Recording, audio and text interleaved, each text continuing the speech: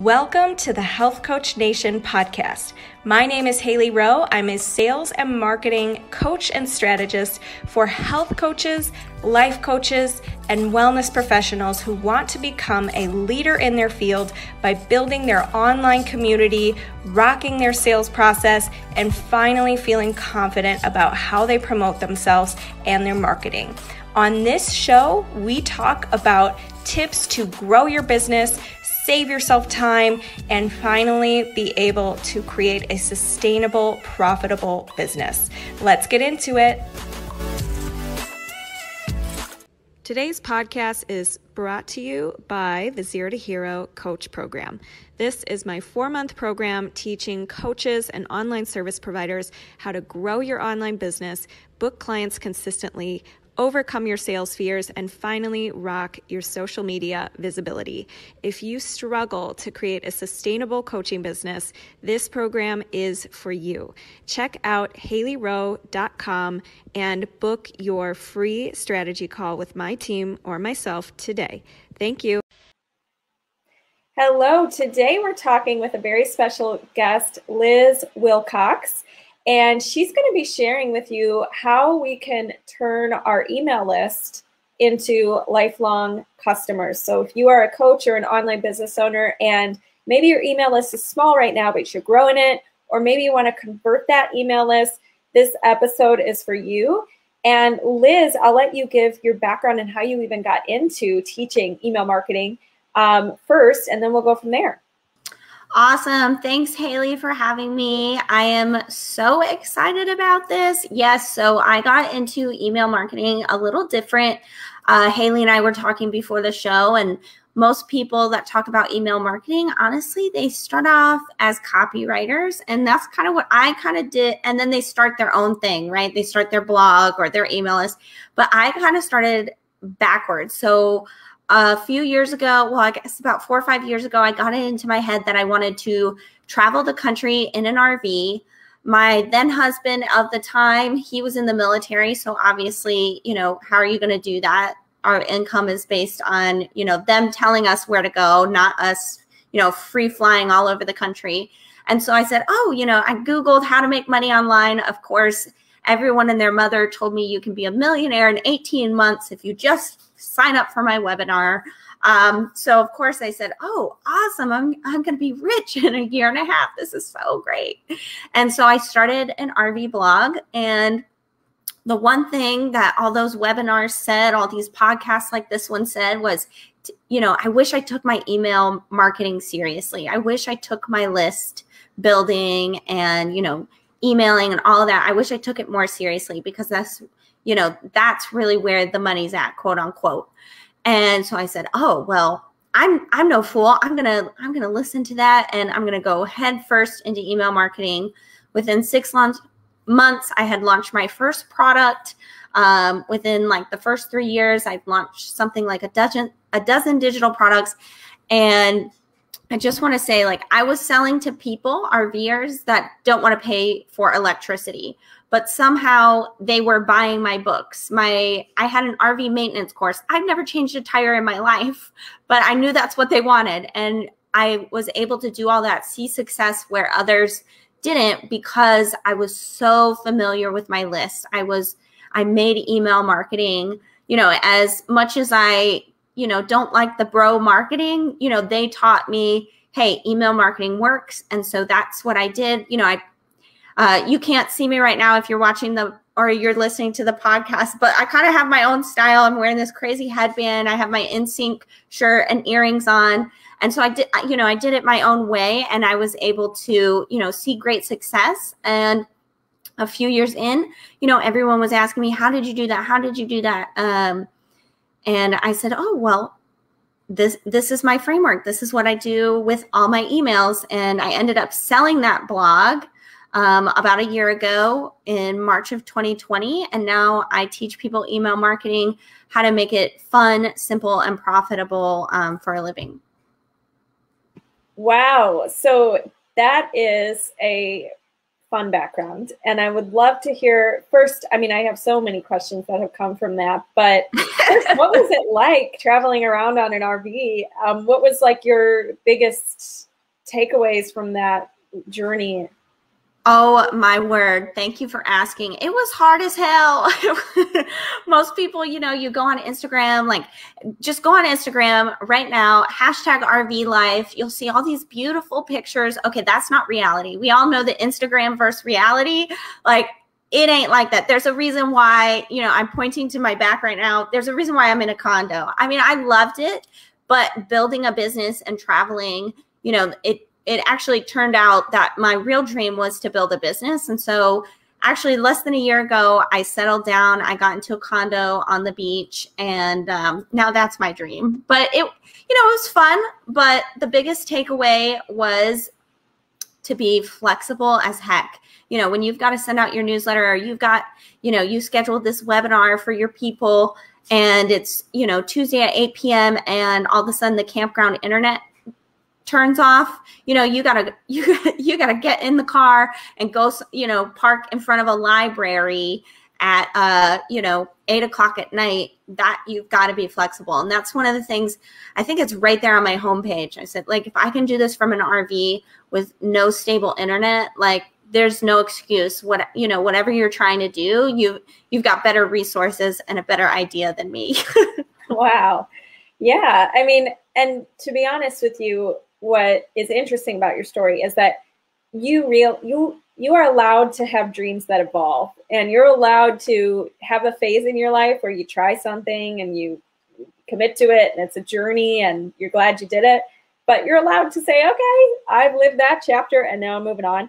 And I think as well, going back to the Instagram versus reality thing, I think we always in our business, part of what you were saying earlier when you're like, I'm signing up for all these webinars and doing all these things, we always think that once we get to a certain place, flowers are just going to bloom out of nowhere and we're going to be rich forever and we're not going to have to work again. And like all, and really it's about enjoying the journey, learning, continuing the consistent things you've got to be consistent with. And so I just thought that was an interesting point to your story as well. But what I want to hear from you now, before we go into your framework for emails and stuff, I also want to ask, because I'm sure there's a lot of people curious, how did you get to a place where you could sell your blog? And what was that like? Did somebody come to you? How did that work? Yeah, so like I said, the dream was evolving. I love that you say that. And yes, I'm so glad, even though it was kind of a disaster, I'm so glad that I went and I did it, because the appetite is satisfied, right? So whatever you're thinking about doing right now and you're like, oh, I can't do it, it's too hard, whatever, like just go for it, girl. Anyway, yeah, so I knew when I started my RV blog, I knew I wanted it as a business. It wasn't, a lot of people start blogs, oh, this is a hobby, I'm so passionate, as even coaching businesses, like, oh, I give all this health advice, I'm going to start a coaching business. Again, kind of flip-flopped it. I was like, I need to make money and this is what I'm going to do. And so I actually started it as lizwilcox.com. That's what everyone suggests, right? Just buy your domain name and go for it. And then I realized about 9 months in, I didn't want this forever. I didn't want the RV life or the RV business forever. And so I actually changed the name to the Virtual Campground. Shout out to them. And, I started making the blog, making the business about the Virtual Campground, about my audience, about my email list. It was very much a community, even, the Virtual Campground, that invokes like community vibes, right? And so I started building assets, like I said, more than just, oh, I need a product because I need to make money, because I need gas money to get from Michigan to DC next month. It was about building assets. I knew I was building a company. To my own horn here, like I am a true entrepreneur. And so I realized these products, they're assets, right? So I'm trying to, build them up, do all the things, quote unquote, for assets. And I realized what I really needed was a course. I had a lot of great affiliate relationships, but I knew wanting to sell it, the affiliates, that's not as big of a selling point. So I actually built my own course. And like I said, it was an RV maintenance course. I've never changed a tire in my freaking life. But my husband was an RV mechanic, and I knew that's a great pain point, right? You're stuck on the side of the road. Even if you own a car, right? Who's ever been stuck on the side of the road? You're just basically like banging things together, hoping it starts again, you know. But with RV life, it's like 1,000 times more stressful. So I actually paid him to create the course for me, create the content, and I promoted it. You know, I knew I had a very strong email list at the time, and I built that entire thing for the sake of it being an asset to my company, to my business. And so once I got, I think I had something like almost 300 students in the first like 9 months. And then I said, okay, I'm definitely selling this thing. I'm totally over it. I know I'm the bottleneck. Like, have you ever been doing something and you're like, I know it's because I don't want to do this, that this isn't growing. And so that's when, I staked my flag. I said, okay, I surrender. I'm going to sell this. And I actually sold it in a Facebook group. There's a lot of RV groups. Yeah. Hailey just went, wow. I know. Yeah. I was not where I thought you were going with it. Okay. Yeah. So of course, it was it's not like I'm not, I didn't sell it for 6-7 figures or anything, it's just a tiny little blog. So I went straight to, my people. Again, I knew, there's lots of RVers that want to start blogs. They have no freaking clue how to do it. I have quite a successful one, like, hey, why don't you just take it off my hands sort of thing. And I found the most perfect buyers, Debbie, Barry, I love you guys. And they've grown the company. The email list has something like tripled in the last year. Yeah. And I mean, I'm the email lady, right? So that was kind of a blow. Ow, my heart. But I knew it was because I wasn't passionate about it anymore, that it just, was starting to get stagnant. Yeah. Okay. So you went to a Facebook group, and were you just like, hey guys, anybody want to buy my blog? Or what was how do you That's exactly what I did. Like, that's my style. I like to keep things simple. Like my number 2 rules in life and in business, keep it simple and have fun. So, of course, everyone says like, oh, you need a broker, go on this website, If it takes more than 3 steps, your girl is not doing it. I'm not going to do it. And so I was like, you know what? I've there's this really big group. It's full of RV entrepreneurs. I'm just going to go for it. And so I posted, I was like, hey, as some of you might know, I've been building this website, whatever. I'm looking to sell it. I'm looking to go into email marketing full time and teach people how I actually built this blog. Does anybody want to buy it? And, I got something like maybe less than a dozen inquiries. And one was really super serious. And in less than 60 days, it no longer belonged to me. Amazing. Resourcefulness. And one other question before we move into emails. When you said you had 300 course members, first of all, I think the first thing we need to know that made you successful is that you were constantly listening to your audience, and you would figure out a way to deliver what it is that they want, even if it wasn't your area of expertise. You partnered with your husband who knew how to do that, right? And you made it work, right? So I think one of the takeaways you guys listening can use is pay attention to what your girl, your guy, your niche avatar needs, and find a way to bring the solution to them, even if it means you're not the only, show person in your course or in whatever it is that you're going to offer. And Liz, so how did you go about getting 300 course members? Was this all email marketing? Was this ads? Tell me more. Okay. I'm getting so excited. I got to sit up.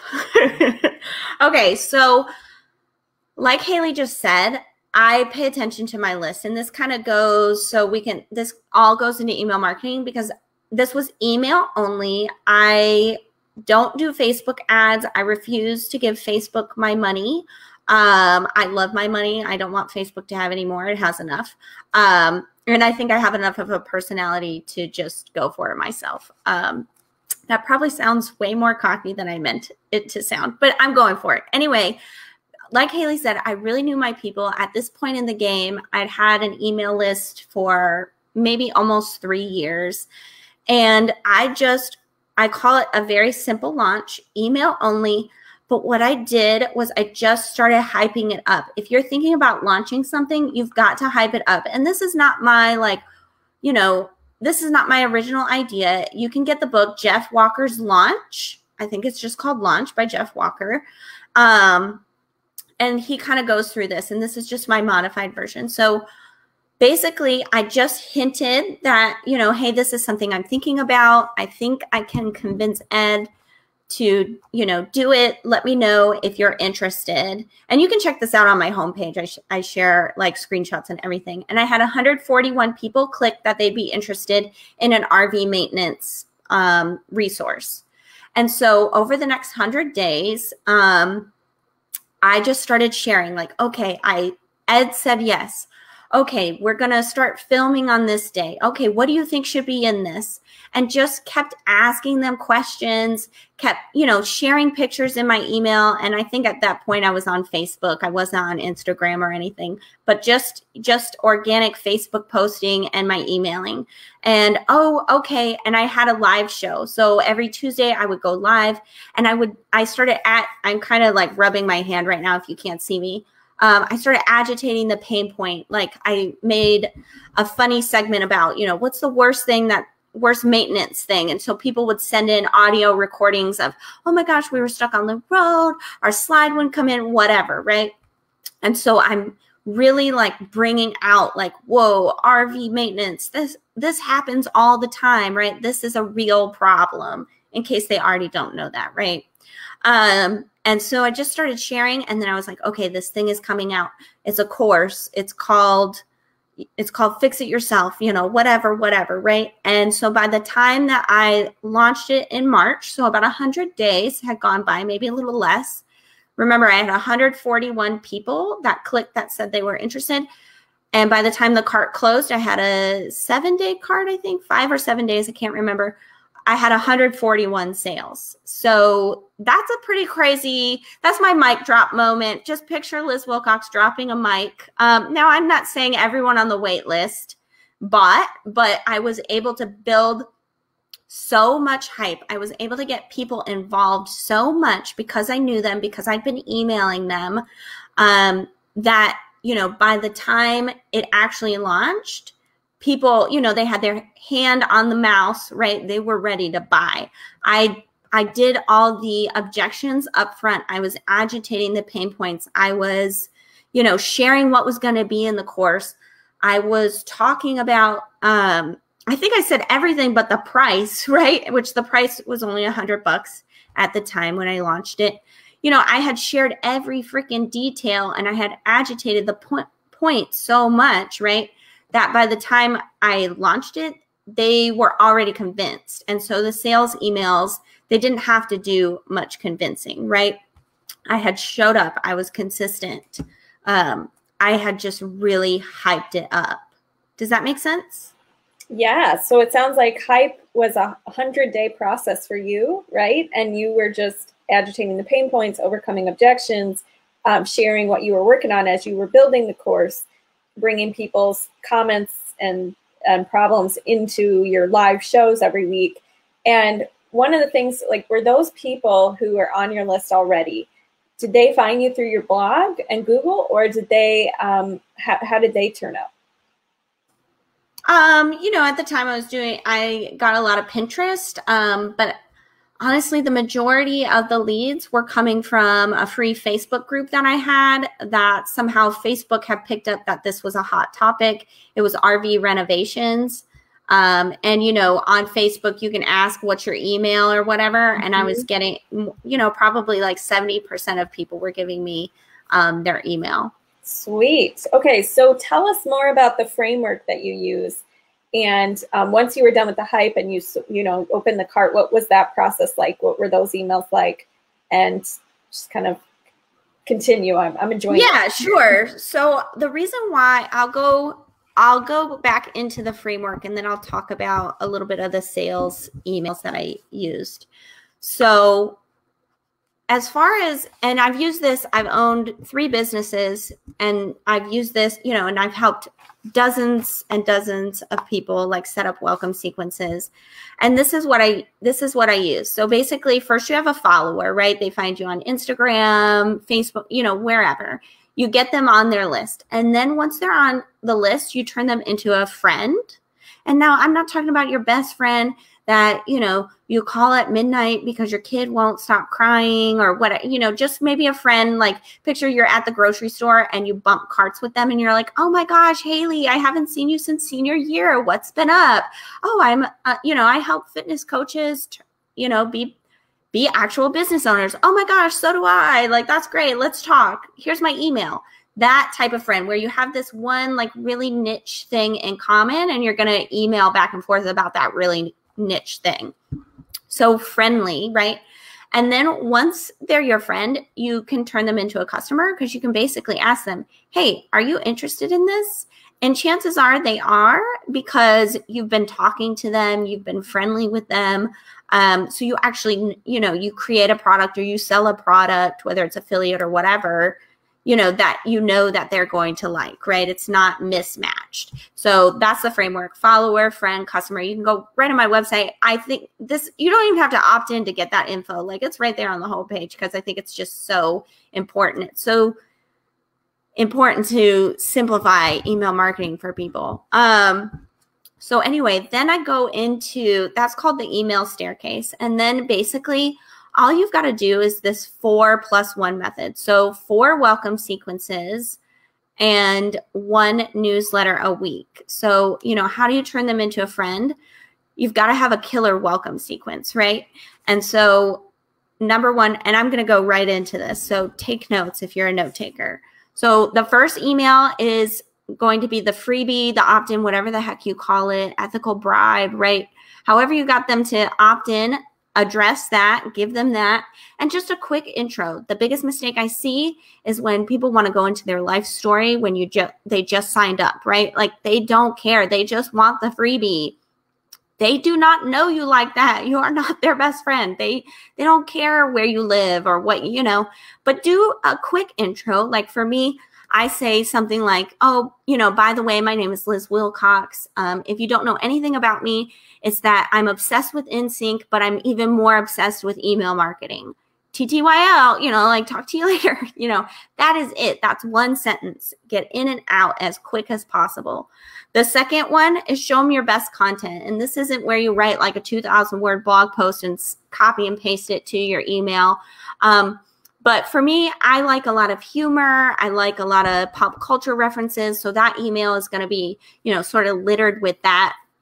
I think right now mine is actually a video because I want more people to watch me on video, right? I want them to get used to that. So whatever your best content is, whether it's like a carousel on Instagram that you just really like and people, you know, people really responded to it, you can put that in the email or you can link to it, whatever your best content is.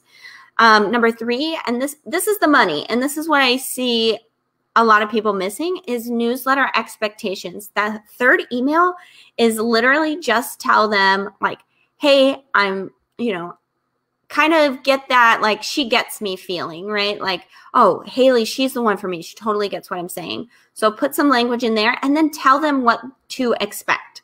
I'm going to send you an email every Tuesday. I'm going to go live on Facebook every Wednesday. You know, and then here it is. If you listen, like, I wish I had a sound effect. Ding. Tell them you are going to offer them free and paid products, even if you don't have a product yet. This just kind of, and I'm pointing to the back of my head right now, it kind of just flips a switch in their mind that you're a business. Even if you know, you don't have the funnel, you don't have a tripwire, all that stuff everybody says you have to have, but you know eventually you want to sell to this dang list. Like, that's the point of the list. That's why you pay ConvertKit $30 a month or whatever.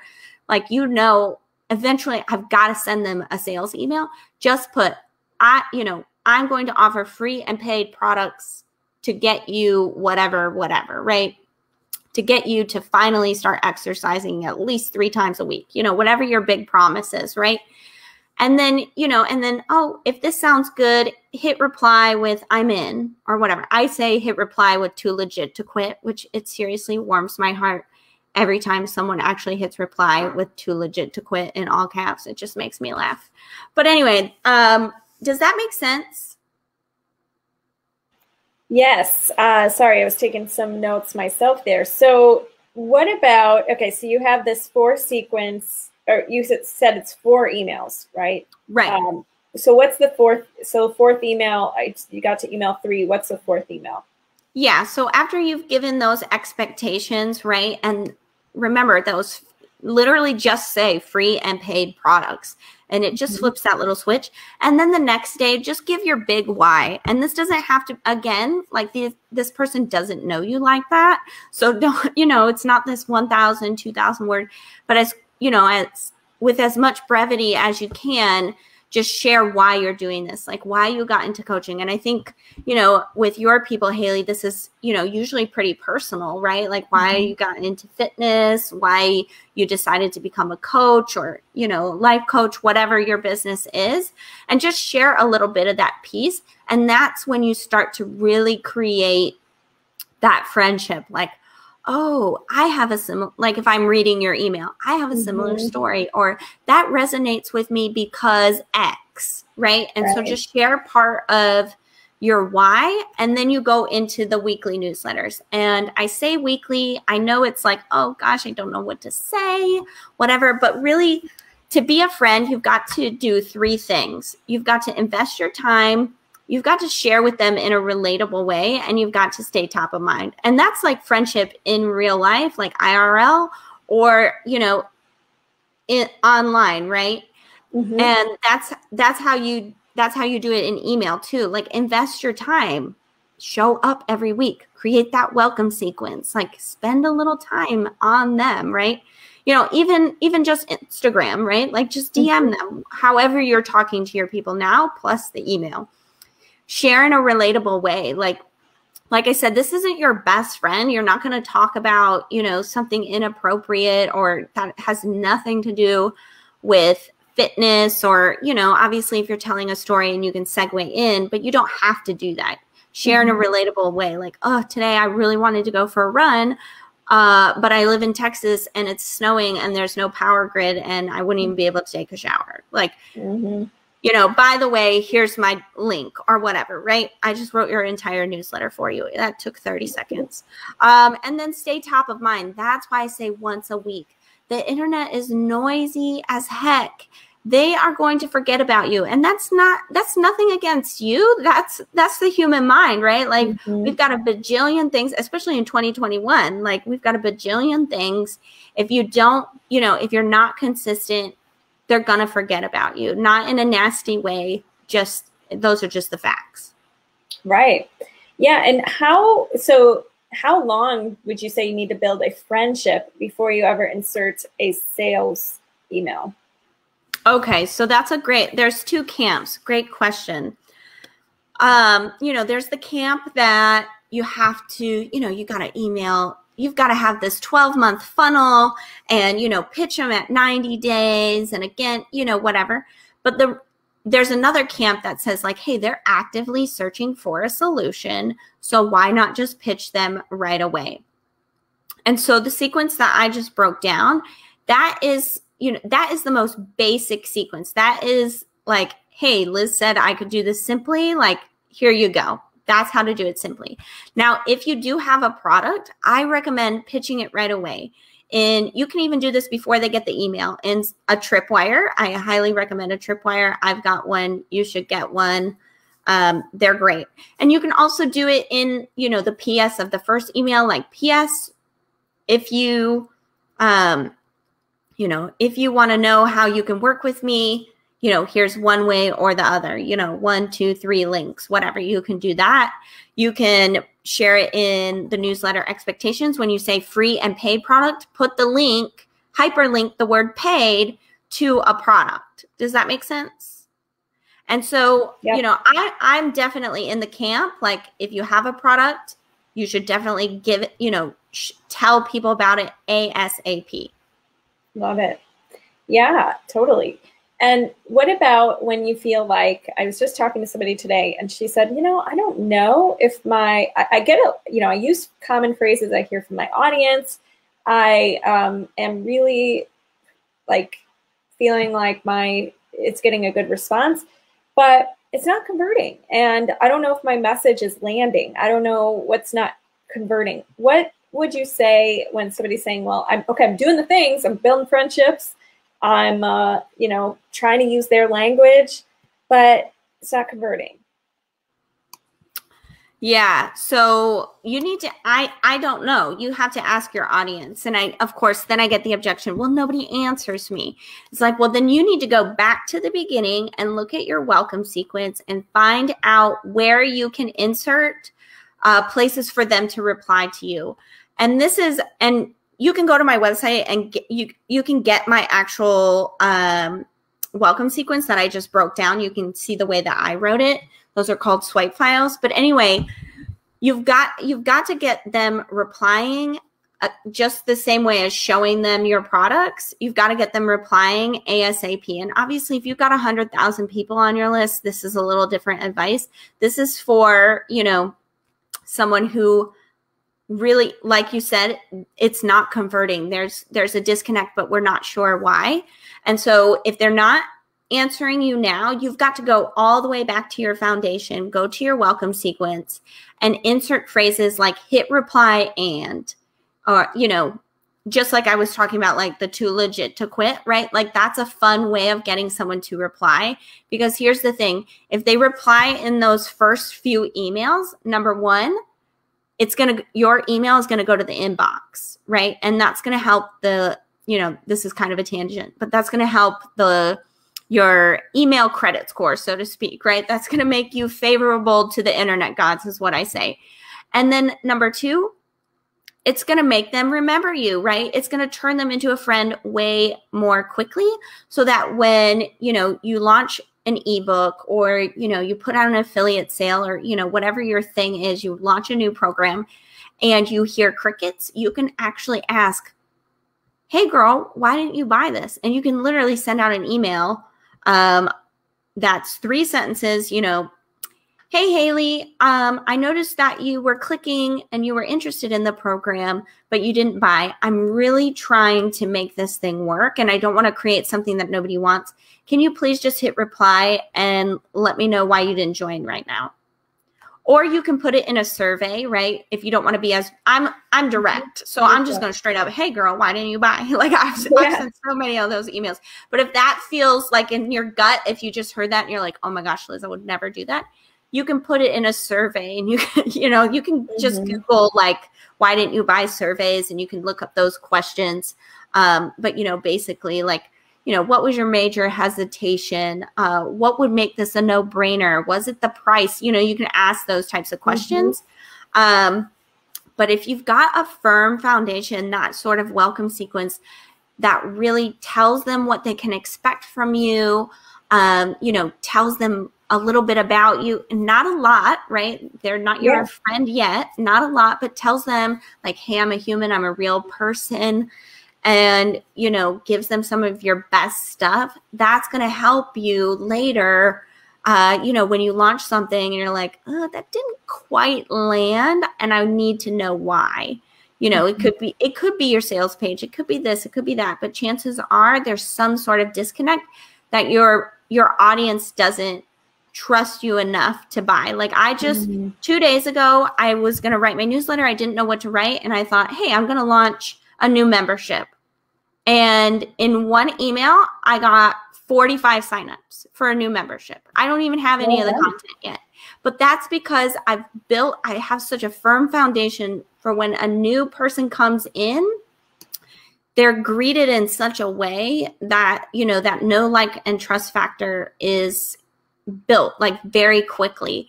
And so here's another ding. Like if you learn nothing else from listening to me today, like I hope people buy from people they trust. That's why I do the follower, friend, customer. People trust their friends, right? And it becomes very simple. Like, hey, do you want this? It was just my idea for a membership. I was like, I don't know if anybody's going to buy this. Here's what I think would be in it. And, if I get like 20 people, I'll start it, right?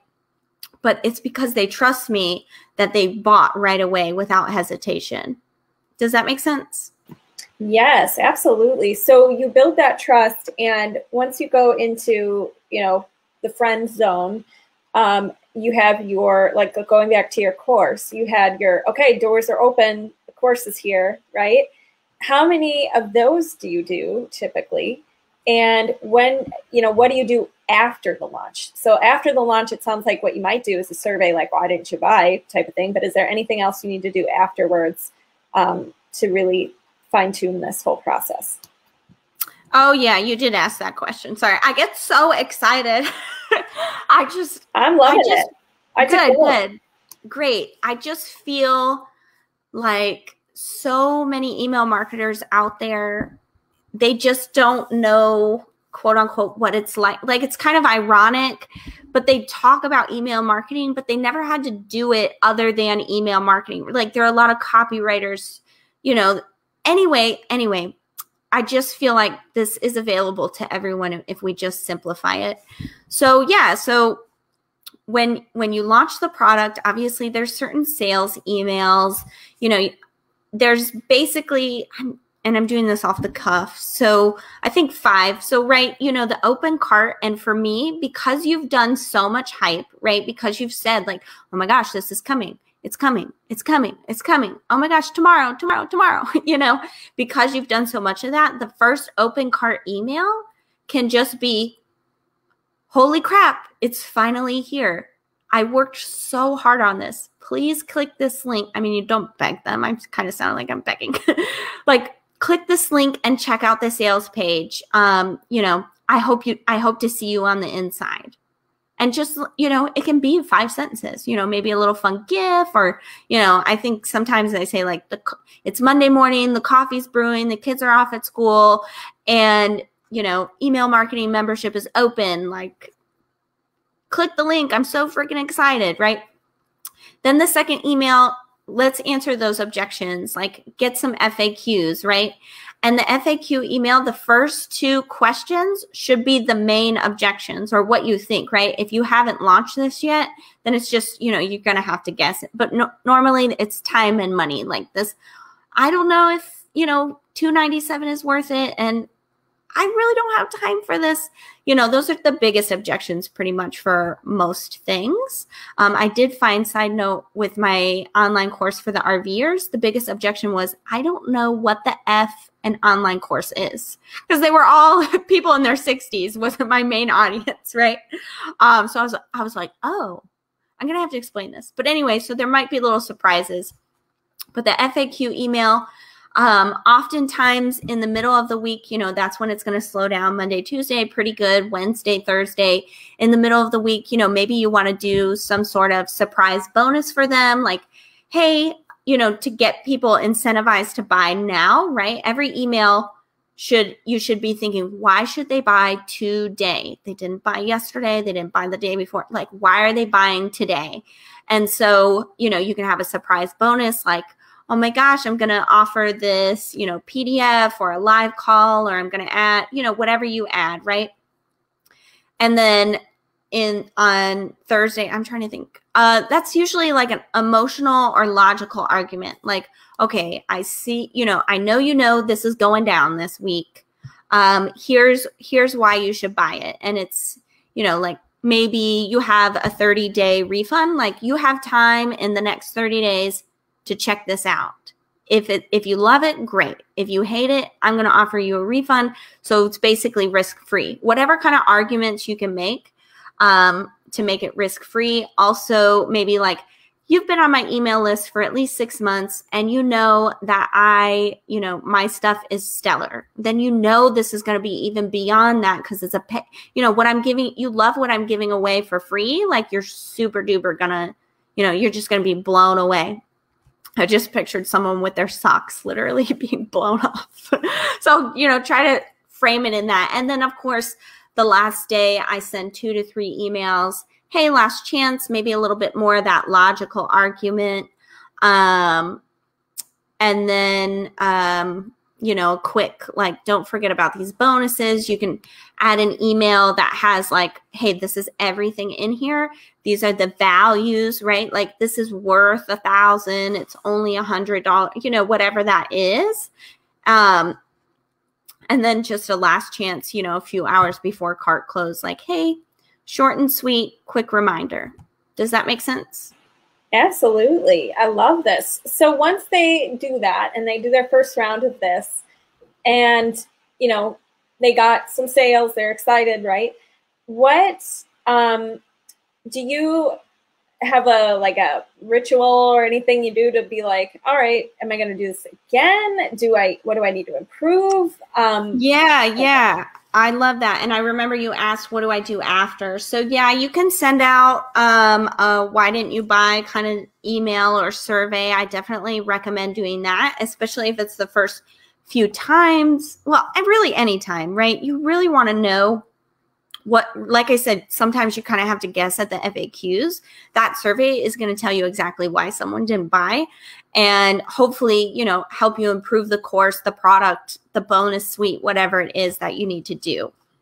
So that's super valuable. And then just go back to your regular weekly newsletter, right?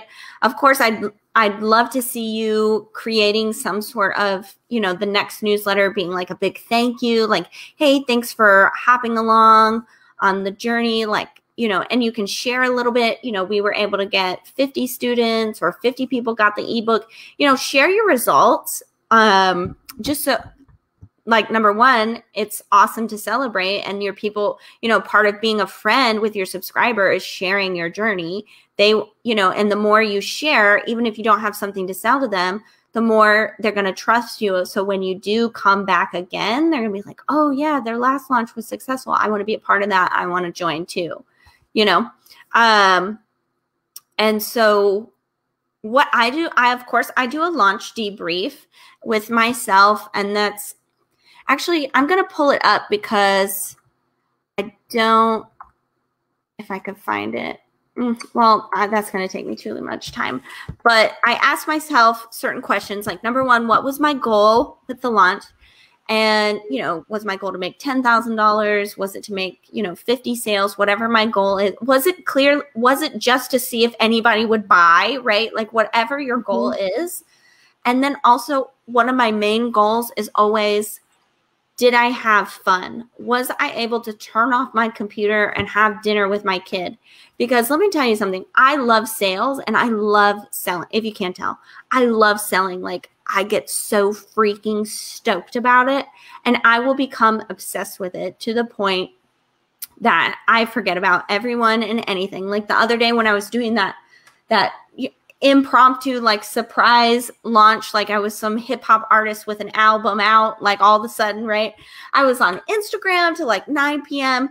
My iPhone told me I was on 50% more than normal. I was posting it, blasting it out. I was answering emails, but to me that was fun. But when you're doing a bigger launch, that's 5 days, maybe 14 days, that's freaking exhausting, and you have to set boundaries.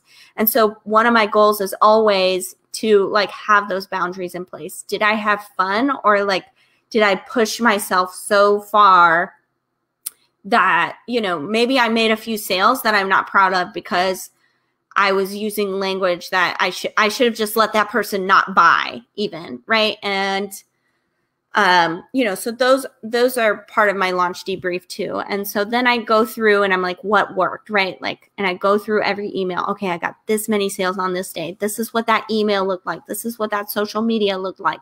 Okay, how can I do that again and just sprinkle it on top? Okay, that email, barely anybody opened it. Nobody clicked. Okay, what sucked about that email, right? So I do that for every launch, and I think that's what makes, the next one even more successful. So it's really important. Well, number one, take some time off, take a few days. Your people will wait. They are fine. They're not going to ask for a refund if they don't hear from you 48 hours. Set up an automated email that says you'll talk to them in 2 days. And then number two, set time in your calendar to do that debrief. It's really important. Yes, Liz, this is amazing. And I think the other thing is give yourself permission to make mistakes and know that this is a thing you're going to constantly be refining. Your audience, their desires are going to change over time. Their language is going to change over time. Our marketing, the market's going to change over time. So I think the fact of the matter is, or what you were saying is, at the end, you got to be willing to look back at what was good, what was bad. How can I keep improving and refining? And don't get upset with yourself if it didn't work out the very first time. This is something that you, Liz, have been doing over the years. So thank you so much for being on the show today. I think this was super practical advice. I'm so excited to share this with the audience. And where can people connect with you and find you? Yeah, thank you so much. I'm so glad you said practical, because I know I talk a lot and I tell a lot of stories, but I really want to get down to brass tacks and be like, okay, this is actually what you need. Okay, so that's good. You can find me, thanks for asking, lizwilcox.com. I was talking about those emails.